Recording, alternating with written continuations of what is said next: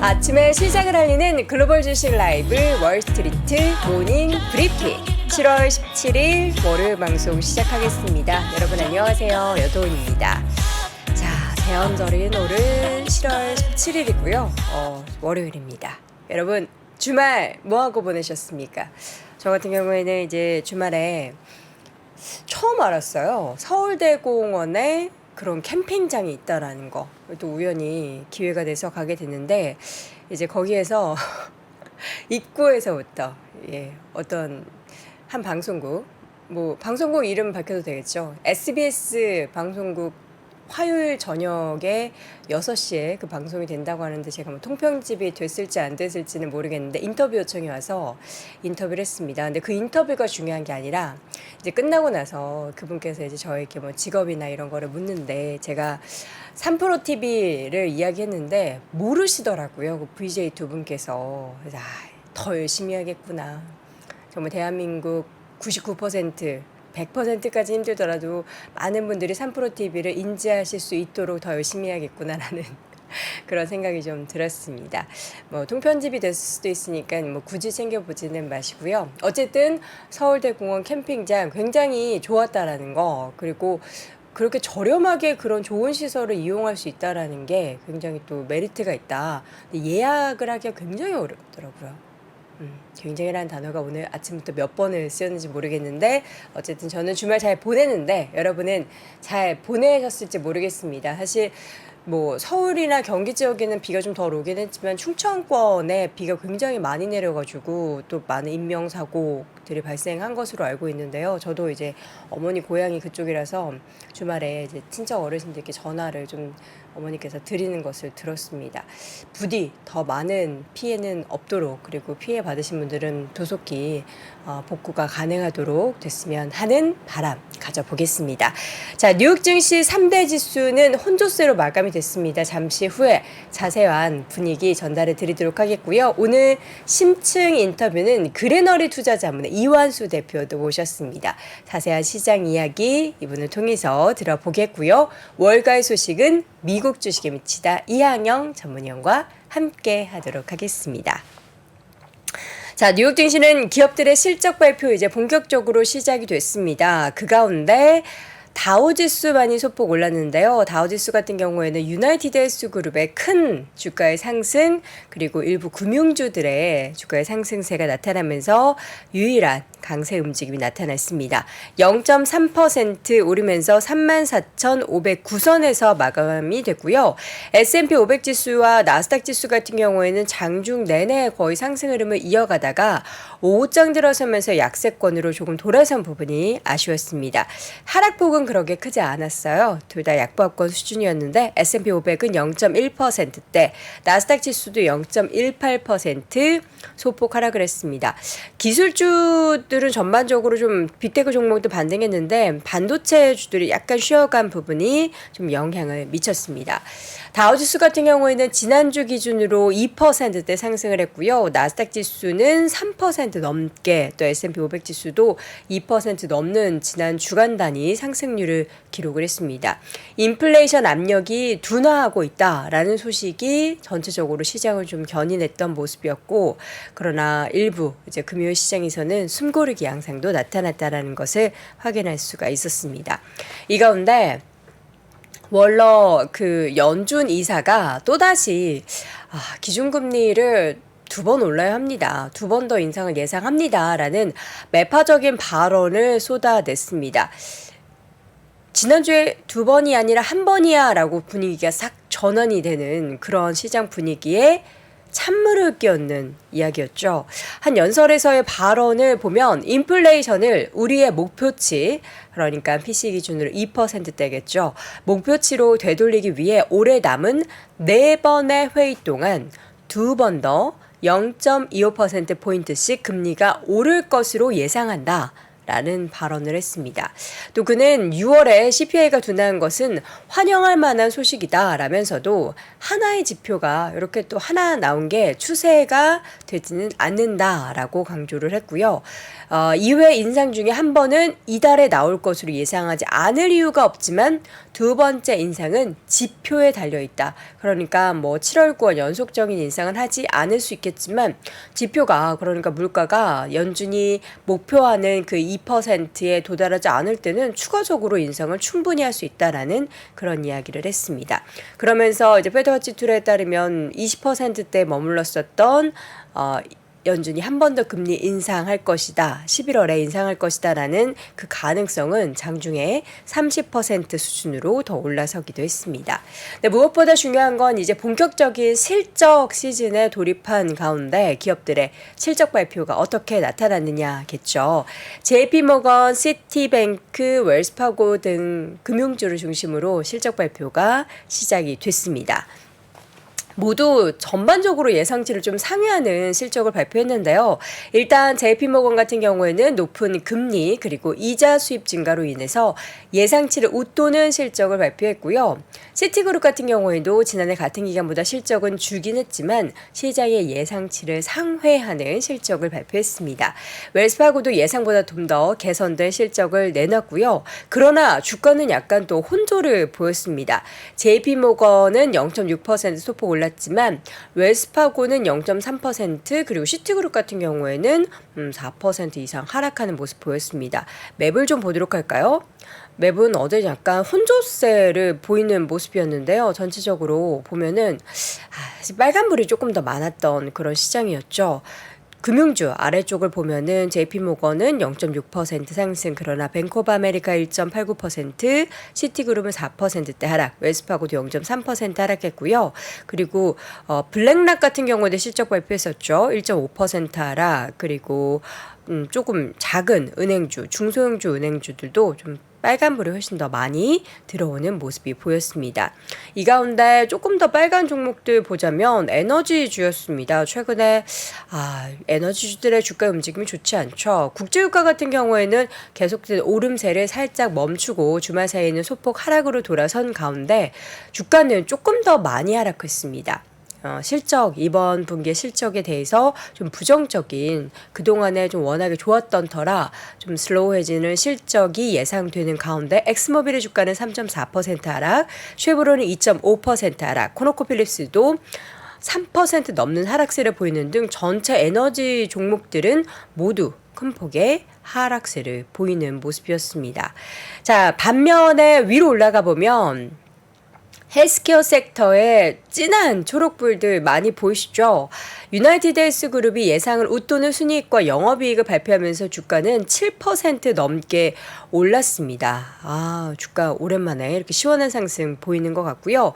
그동안 사실 흐름이 좋지 않았던 일라일릴리 같은 경우에도 주가가 상승을 했습니다. 일라일릴리가 비상장돼 있는 기업 중에 하나인 비만치료제 제조업체 베르사니스라는 기업이 있는데요. 이 기업을 19억 달러 인수할 계획이다라고 밝혔습니다. 최근에 그 일레릴리의 비만 치료제 약이 약간 이제 정신과적으로 자살을 유발할 수 있다, 자살행위를 유발할 수 있다라는 그런 부정적인 데이터를 시장에서 공개하면서 좀 부침이 있었는데요. 이러한 긍정적인 또 시장의 기대감을 갖게 만드는 인수 소식이 전해지면서 주가는 3% 이상 올랐습니다. 존슨앤존슨의 주가도 0.6% 상승, 파이자의 주가도 0.7% 상승 보였고요. 머커의 주가도 1% 가까이 올랐습니다. 에보비의 주가는 1.8% 넘는 상승을 보였습니다. 자, 반면 빅테크 종목들은 메타의 주가가 좀 쉬어간 데 반해서 다른 종목도 좀 올랐는데요. 메타는 1.45% 하락했고요. 마이크로소프트는 0.75% 강세, 애플의 주가도 강보합권 정도, 구글도 0.7%, 아마존도 소폭 올랐습니다. 자, 이 가운데 테슬라의 주가가 1.25%상 초반 대비해서는 좀 상승폭을 키워가는 그런 모습이었는데요. 테슬라는 이번에 이제 픽업 트럭 굉장한 기대감을 가지고 있는 상황이고, 또 테슬라 연관해서 항상 트위터 얘기 나오는데 트위터가 이 실적이 좀 뭐 반토막이 났다 뭐 이런 얘기를 트위터에 일론 머스크가 게재를 한 것으로 전해졌는데 그 가운데 이제 주가는 테슬라의 상승 앞으로 이제 실적에 대한 기대감이 굉장히 또 모락모락 지표 올라가면서 상승하는 모습이 보였습니다. 또 중국 상하이 공장에서 사상 최대 생산량을 기록하고 또 여기 일하는 분들에게 보너스를 지급했다라는 소식도 주가 상승에 한 몫을 하고 있습니다. 19일 이제 얼마 안 남았죠. 19일에 실적 발표 예정돼 있는데 과연 2분기 또 많이 판매한 데 따른 실적이 또 얼마나 증가하게 될지도 함께 기대해 보겠습니다. 자, 그리고 마이크로소프트 상승의 배경에는 UBS의 긍정적인 평가가 있었습니다. 인공지능 관련한 기회 또 이 최근에 요 성과에 대해서 좀 무시하는 주가의 움직임은 너무 좀 안일하다. 매력적인 지금 수준이다라는 이야기를 하면서 매수 등급으로 투자 의견을 상향 조정을 했습니다. 이와 함께 주가는 0.75%, 0.8% 가까이 상승을 하는 모습이었고요. 또 하나 보자면 개별 종목 가운데 제트블루항공과 아메리칸 에어라인 같은 경우에는 모두 두 종목 모두 하락을 했는데 제트블루가 3.8% 그리고 아메리칸 에어라인이 1.7% 하락을 했습니다.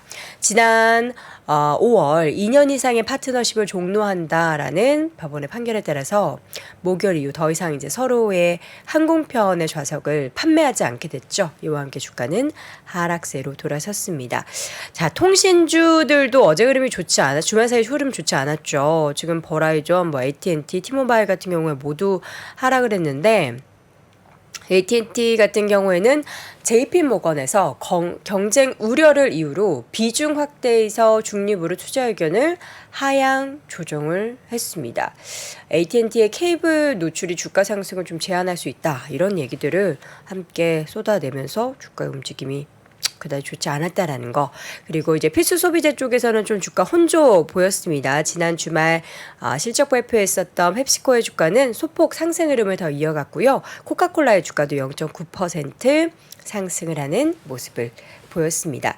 전체적인 시장 분위기가 물론 빨간 종목도 많지만 여전히 빅테크 종목들이 소폭이긴 하지만 상승 흐름을 이어갔다라는 거. 반면 엔비디아를 비롯한 인텔 그리고 마이크론 테크놀로지 등의 종목들은 좀 쉬어가는 그런 하루였다라는 것을 여러분 함께 확인해 보실 수가 있었습니다.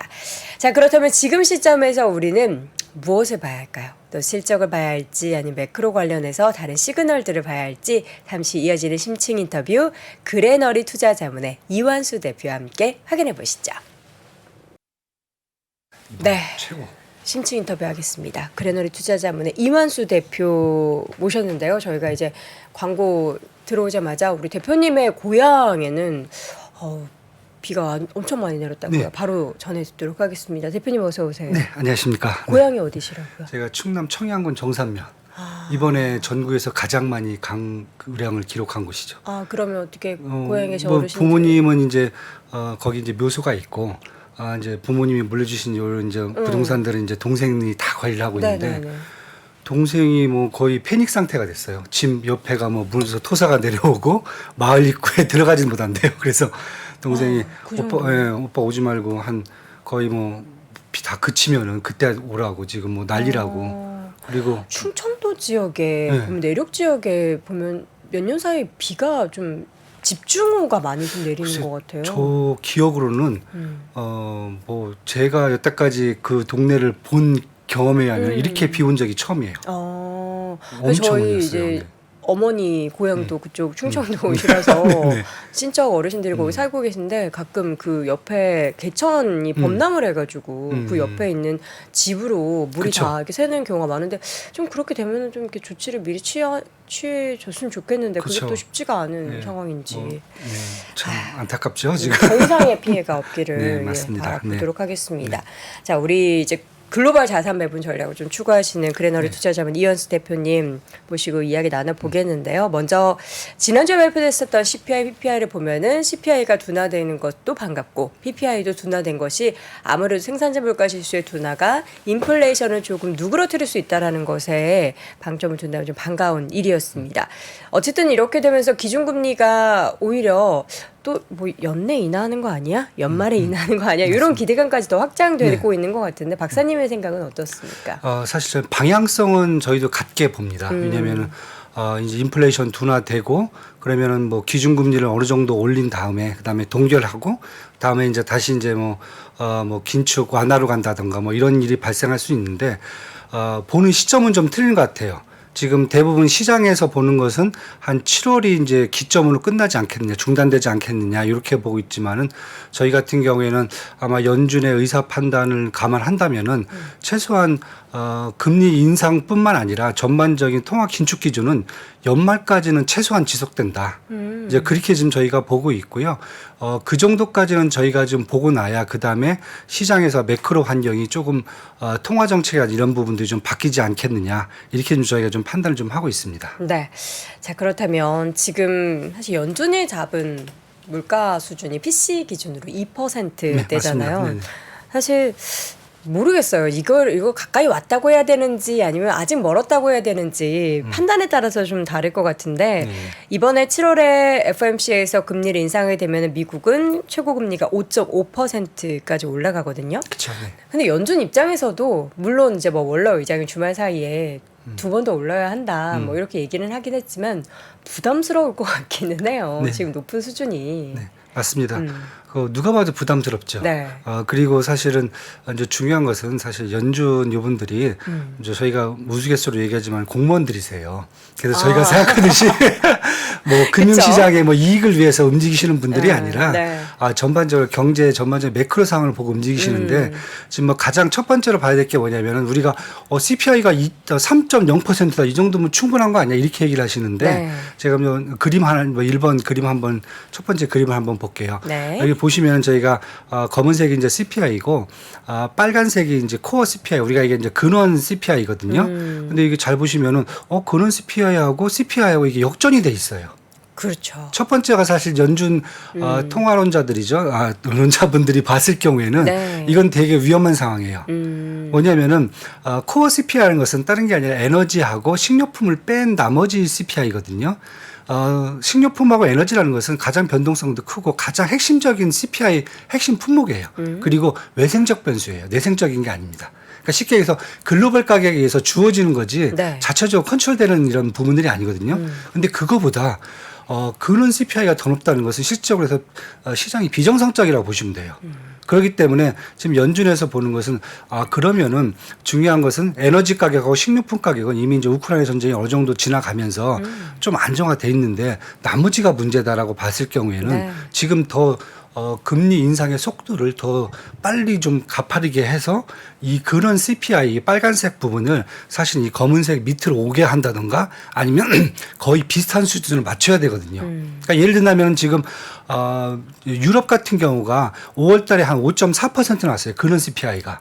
그런데 유럽 ECB 같은 경우는 지금 엄청나게 강한 긴축 기조를 지금 몰고 가고 있거든요. 네. 그렇다고 보면은 이번에 4.8%까지 약간 밀리긴 했지만은 아직 연준 입장에서 봤을 때는 그냥 CPI만 놓고 본다면 인플레이션만 놓고 본다면은 코어 인플레이션이 최소한 CPI 밑으로 간다던가 아니면은 이게 2% 안으로 들어와야 되는 시점까지를 얘기하시는 것 같아요. 저희들 봤을 때는. 그래서 이걸 본다면은 금리 인상을 그냥 저희가 한 번에 끝난다라기보다는 네. 최소한 한 두 번 정도는 더 봐야 될 것 같고 그리고 연준 이제 연말까지는 봐야 사실은 이 근원 CPI도 시장이 정상화되는 그런 수준까지 올 수 있다. 이게 이제 가장 첫 번째 지금 연준 위원들이 보는 입장인 것 같아요. 네.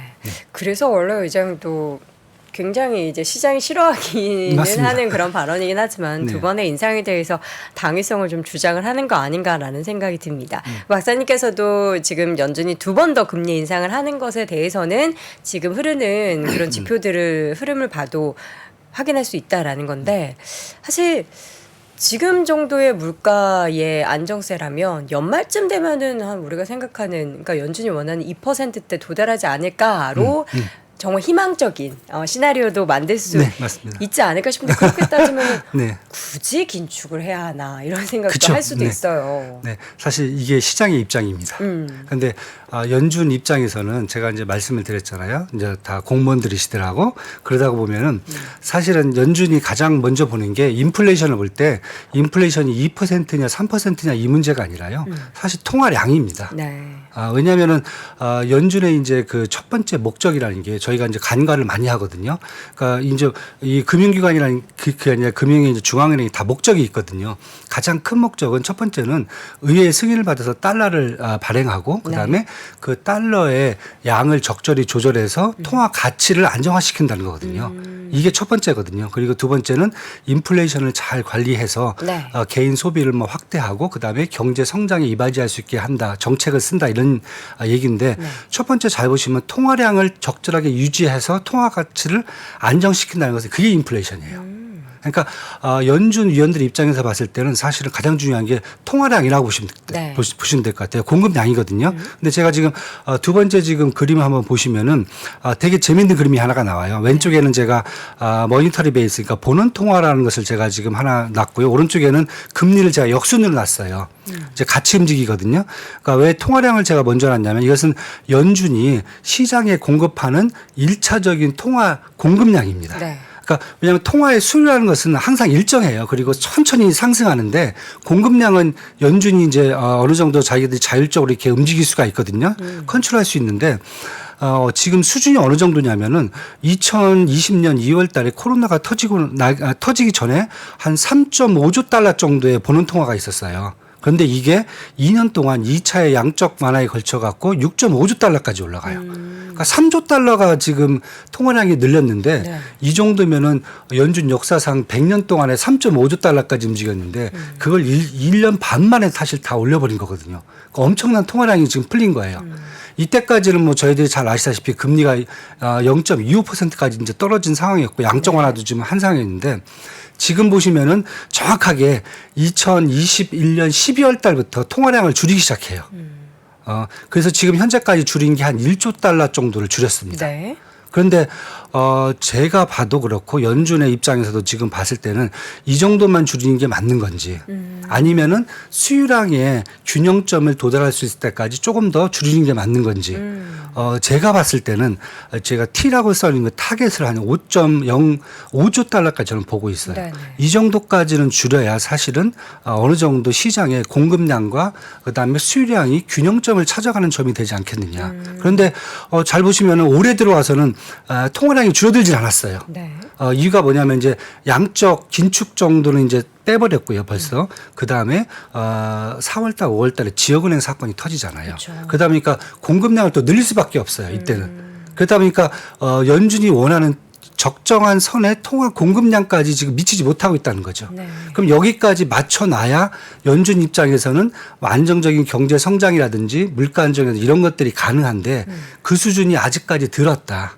그리고 한 5조 달러까지 맞추려고 하면은 이 정도 되면 제가 봤을 때 균형점 정도는 볼 수가 있거든요. 이게 한 인플레이션 보는 통화로 본다면 그 보는 그 CPI를 본다면은 한 2% 이내.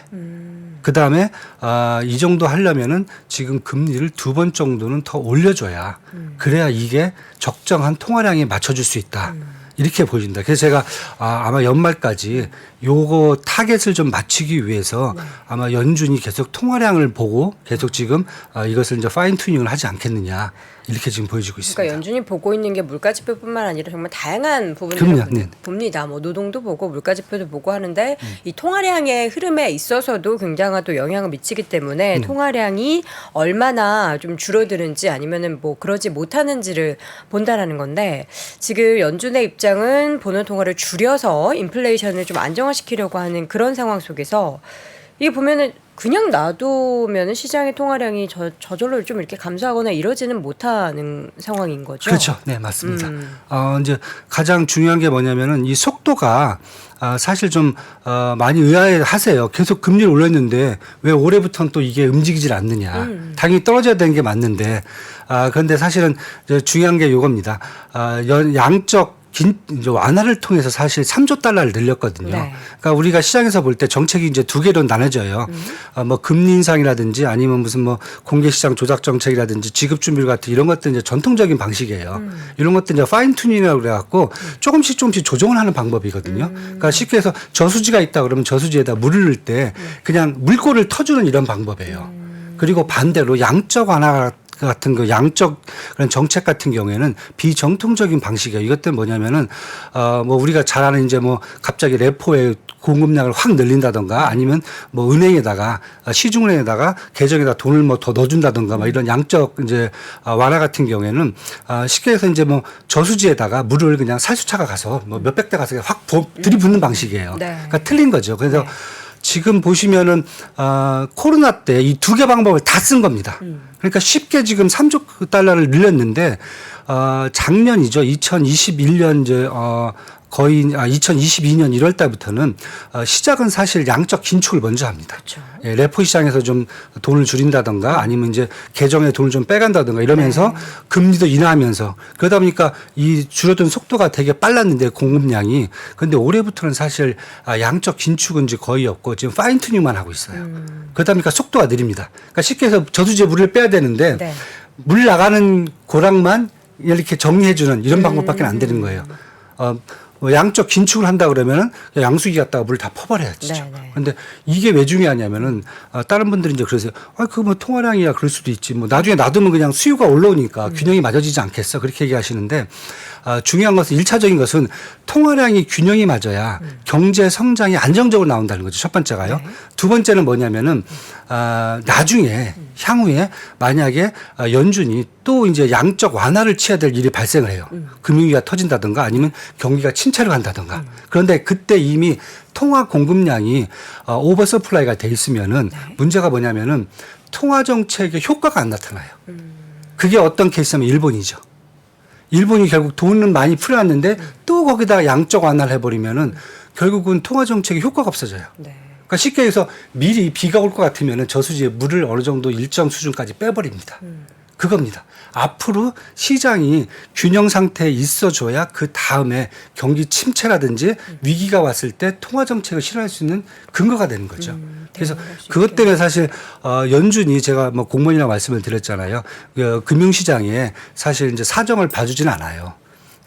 전반적인 경제 상황을 맞추다 보니까 결국은 연준이 원하는 것은 인플레이션도 있지만은 통화량도 어느 정도 적절한 수준에 맞춰놔야 연준이 할 수 있는 그런 일들이 앞으로 가능한 수준이 되기 때문에 그걸 맞추기 위해서 아마 연말까지는 할 것 같고요. 만약에 금리 두 번 올린 다음에 제가 봤을 때는 통화량이 어느 정도 자기들이 원하는 수준까지 안 내려갔다라고 했을 경우에는 아마 양적 긴축을 좀 더 할 수 있을 것 같아요.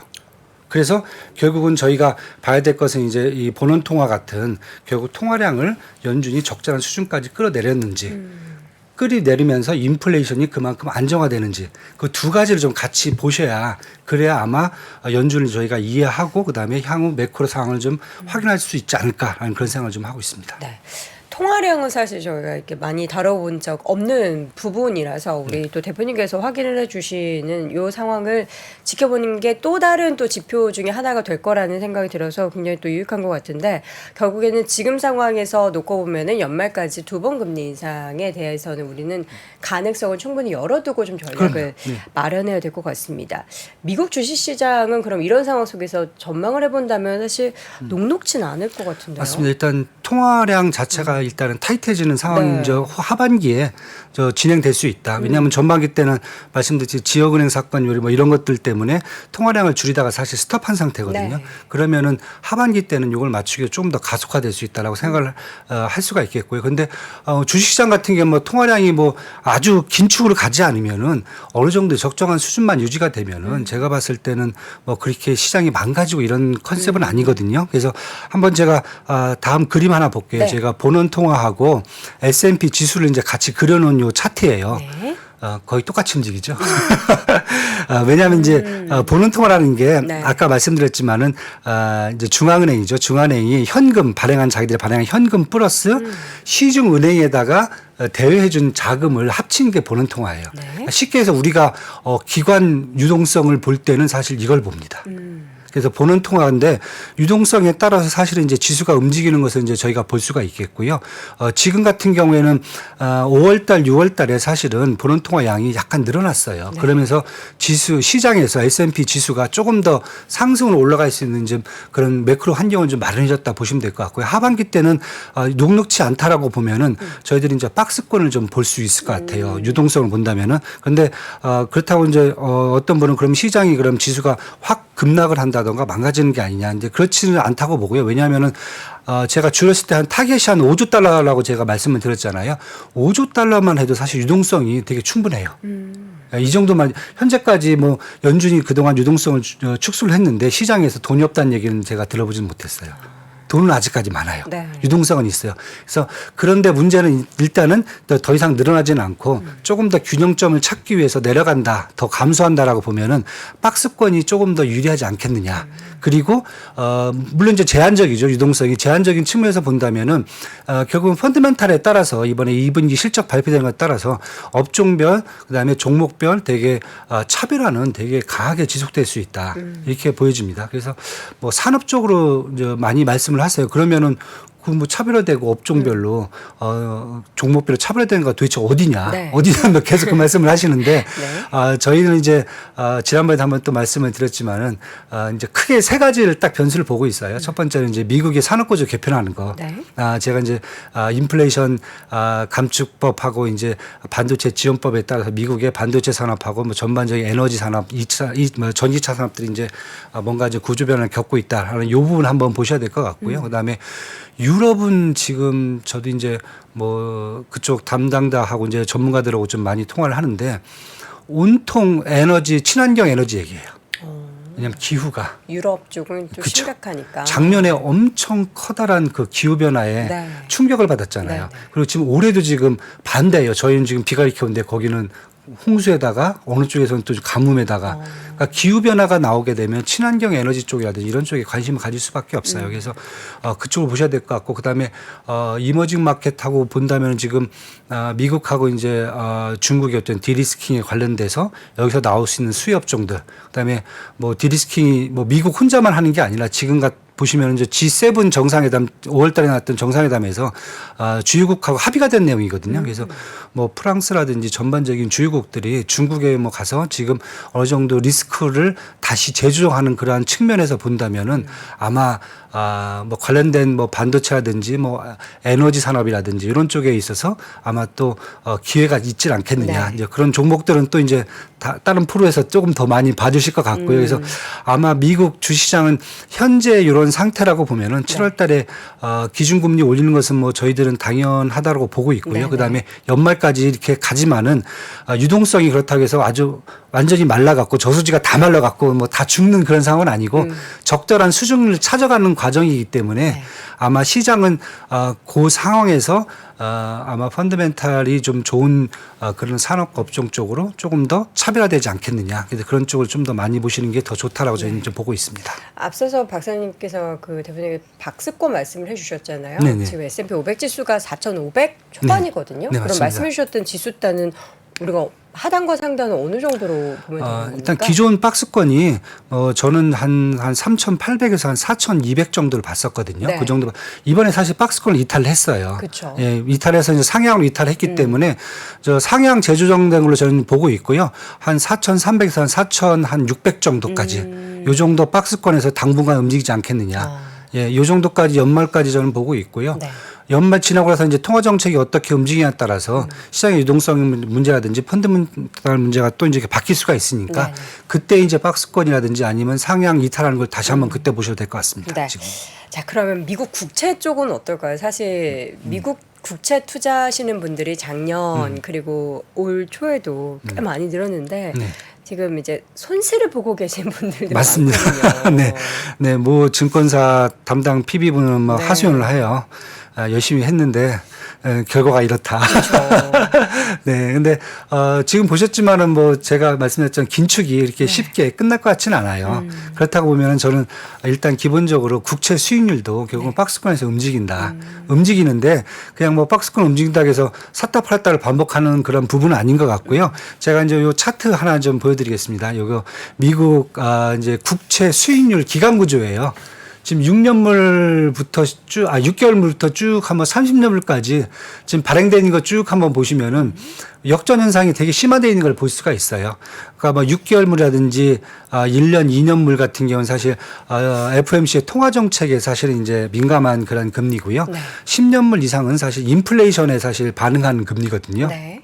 근데 이제 제가 긴축이 조금 더 지속화될 수 있을 것 같다라고 본다면은 단기물들이 수익률이 떨어지기는 쉽지는 않을 것 같아요. 일단은요. 그 다음에 반대로 지금 인플레이션은 벌써 3%, 그 다음에 코어 CPI 같은 경우는 지금 한 4.8%까지 떨어졌거든요. 네. 이 정도까지 떨어졌다고 보면은 사실 10년물하고 장기물들은 조금 더 내려갈 수가 있다. 어느 정도까지냐고 본다면은 10년물 같은 경우가 지금 올해 연초부터 뭐 거의 작년 한 11월 달부터죠. 3.2%에서 4% 내에서 만기 수익률이 계속 움직이고 있거든요. 네. 이번에도 한 4% 찍었다가 뭐 한 2, 3일 만에 벌써 한 3.77%로 지금 밀려 내려와 있어요. 그래서 저는 요 정도의 이제 인플레이션율 3% 그다음에 코스피의 4.8%까지 밀렸다라고 본다면은 아마 박스권 하단인 3.2%까지는 아마 내려갈 수 있다. 이번 기회에. 이렇게 지금 봅니다. 네. 그래서 만약에 이제 박스권 플레이만 하시는 분들은 이제 한 박스권 하단에서 이제 정리를 할 수 있는 기회가 있을 것 같고요. 그렇지 않고 만약에 이제 장기적으로 투자를 하실 분들이 있어요. 한 뭐 1년 이상 끌고 가시고 그다음에 미국이 이제 통화 정책을 이제 그 이제 변경하는 이제 피봇 상황까지 이제 기대하시는 분들은 최소한 한 내년 초까지는 한번 보시면은 가격적인 측면이라든지 아니면 이제 수익률 측면에서 되게 매력적인 수준을 좀 내려오지 않을까 이렇게 지금 보고 있고요. 반대로 이제 이번에 또 하나 봐야 될 게 뭐냐면은 2년물하고 10년물 이제 장단기물 역전 그 현상이 이제 지속화되고 있는데 지금 스프레드가 마이너스 한 100bp 정도까지 이제 약간 확대가 됐어요. 근데 저는 만약에 요번에 말씀드린 대로 단기물하고 장기물들이 뭔가 반응하는 속도가 틀리다라고 하면은 스프레드가 한 150bp까지는 좀 벌어질 것 같아요. 이 정도면은 장단기물 이제 역전 스프레드가 150bp 정도면 차익 거래를 하시는 분들 같은 경우에는 되게 유리한 입장에 취할 수 있기 때문에 차익 거래 같은 경우 이제 2년물이 이제 높으니까 금리가 높으니까 숏이 돼야 되겠죠. 그다음에 이제 10년물은 이제 롱하는 그런 포지션 갖고 구축을 아마 하시면은 요번에 하시면은 시간 지나면 좀 괜찮은 성과가 나오지 네. 않을까 이렇게 지금 보여주고 있어 갖고요. 뭐 다들 한 6개월, 7개월 동안에 지금 손실 보신 분들이 되게 많은데 그렇죠. 예, 어차피 채권 같은 경우는 사실 단기적으로 뭐 몇 달 만에 수익 낼 수 있는 구조는 아니거든요. 그러니까 한번 피벗 상황까지도 좀 지켜보시는 게 네. 지금 저는 뭐 충분히 성과가 괜찮을 거라고 지금 이렇게 보고 있습니다. 네. 지금은요. 그러면 이제 국채 얘기 나온 김에 달러와 금도 좀 봐주세요. 달러 같은 경우에는 얼마 전에 인덱스 기준으로 네네. 100을 좀 하향 이탈하는 모습 보이면서 맞습니다. 계속 네. 약세 흐름이 나타나고 있어요. 좀 어떻게 전망하실까요? 네, 사실 달러도 저희들이 계속 보시면은 달러 인덱스만 갖고 보면은 네. 연초 이후에 거의 100에서 105 사이에서만 계속 움직였어요. 아까 보시다시피 이제 여기 지금 차트를 보시면은 제가 왼쪽에는 달러 인덱스를 놨고요. 검은색은요. 네. 오른쪽에 이제 저희 원달러 환율을 이제 역순으로 제가 놨어요. 예, 그래야 이제 이게 대칭적인 모습이 이제 편하게 보일 수가 있으니까요. 그런데 지금 이제 계속 말씀드린 지금 통화량이 연준이 이제 조금 더 줄이려고 하는 지금 방향으로 보여주고 있고 그다음에 네. 인플레이션이 확실히 이제 3%대로 지금 떨어지고 나니까 100을 이탈해서 내려가요. 근데 여기에는 달러 약세를 조정하는 이러한 이제 매크로 상황뿐만 아니라 상대적으로 유로 통화 있잖아요. 유로 통화의 강세가 지금 되게 셉니다. 왜냐하면 이제 달러 인덱스 구성비 중에 한 57%가 유로화예요. 유로 통화가 워낙 강세로 가고 있기 때문에 뭐 긴축을 지금 늦출 지금 뭐 라가르드 총재가 지금 뭐 긴축을 늦출 이유가 없다라고 말씀을 하고 계실 정도니까 네. 유로는 더 강하게 나가고 있어요. 그러다 보니까 상대적으로 달러와의 약세 속도가 지금 되게 속도가 가팔라졌다. 그래서 제가 보고 있고요. 그래서 저는 저 차트상을 보면 한 105 에서 이제 100에서 105 정도 이제 범위였는데 이번에 이제 100을 이제 이탈했어요. 이게 거의 한 2년 만에 처음인 것 같아요. 그러면은 한 95 정도까지는 이 정도면은 아마 이제 하락을 할 수 있지 않을까. 하향 조정을 지금 보고 있고요. 이 정도 95 정도까지 나온다 그러면은 $1 환율을 이제 물어보세요. 그럼 어느 정도까지 갈 수가 있겠냐? $1 환율을 본다면은 저희는 아마 연말까지 해서 달러 인덱스가 95 정도다 그러면 한 1,150원 정도. 예, 이 정도까지는 보셔야 될 것 같아요. 네. 예. 그리고 요즘 이제 원화의 이제 강세 속도가 조금 빨라졌습니다. 상대적으로 한국은행이 아직 이제 금리를 안 내리고 이제 이번에도 동결했죠. 동결했죠. 이제 제가 봤을 때 내릴 수도 있을 것 같아요. 지금 분위기가. 원화 가격 부채도 문제가 심각하다. 심각하게 갖고 그러면 이제 원화의 이제 강세 속도가 더 세질 수도 있을 것 네. 같아요. 향후에. 그래서 한 1,150원 정도까지는 한번 연말까지 보셔도 될 수 있을 것 같다. 이렇게 지금 보여주고 있습니다. 금은 그러면은 네. 매수 사실 보시는 금은 거예요? 사실 이제 다들 이제 두 가지 변수예요. 네. 안전자산 선호도가 있는데 안전자산 선호도 좀 많이 줄어든 것 같아요. 지금 금융시장에서 뭐 지역은행 문제도 좀 어느 정도 좀 완화가 된 것 같고요. 뭐 러시아 뭐 전쟁도 이제 뭐 대충 정리가 돼가는 느낌이고요. 지금 그러다 보니까 지금 금은 지금 달러 해지 수요에 지금 완전히 연동되어 있다고 보시면 될 것 같아요. 그래서 차트 한번 지금 보시면은 왼쪽이 이제 미달러 인덱스고요. 아까 똑같이 이제 검은색이고요. 오른쪽이 이제 금 가격인데 2022년부터는 완전히 지금 반대로 움직이고 있어요. 그래서 이번에 달러 약세를 제가 이제 95 정도까지 달러 인덱스를 본다고 하면은 사실 금 가격은 한 2,100달러 정도까지가 가는 게 맞다라고 지금 보여주고 있어요. 그래서 지금 1,900 한 70달러 정도까지 와 있는데 매수도 저는 뭐 괜찮다라고 보고 있고요. 그래서 뭐 가장 거기에 지금 빨리 반응하는 데가 사실 중국이거든요. 중국 인민은행이 최근에 보시면 달러 국채를 매도를 하고 금을 사고 있어요. 네. 이게 이제 이런 상황이라고 보시면 될 것 같아요. 달러는 약세로 가고 있고 그래서 금은 반대로 이제 강세로 가고 있다. 그래서 또 금 투자 자꾸 많이 물어보세요. 많이 물어보시는데 저희는 이제 뭐 금 실물이라든지 뭐 이런 것을 거래소 직접 사시는 것보다 뭐 분실 위험도 있고 하여튼 사고가 많아요. 그쪽은요. 네. 차라리 뭐 ETF, 금 선물 ETF라든지 아니면 금광 주식들 많거든요. 뭐 뉴몬트라든지 아니면 베리골드라든지 이런 걸 더 사셔갖고 금 가격을 똑같이 추적하시는 게 조금 더 뭐 편안하게 투자하시는 방법이라고 지금 보여주고 있습니다. 네. 지금요. 자, 오늘 금리 이야기부터 또 달러와 또 금 투자 이야기까지 짧은 시간 내에 또 컴팩트하게 우리 대표님께 정리해 주셨습니다. 그래너리 투자자문 이완수 대표 함께했습니다. 대표님 고맙습니다. 네, 감사합니다. 아시아 외환위기 이후에 글로벌 경기가 안 좋아질 것 같으니까 미국이 금리 인상을 천천히 하게 되거든요. 근데 이때 IT 관련 산업이 굉장히 빠르게 성장을 하는데 금리 인상이 생각보다 늦다 보니까 이게 무엇을 만들게 되냐면 닷컴 버블을 만들게 됩니다. 외환위기부터 닷컴 버블, 금융위기, 인플레이션의 부활까지 대한민국 최고의 거시경제 전문가 오건영의 경제 이야기를 서점에서 만나보십시오.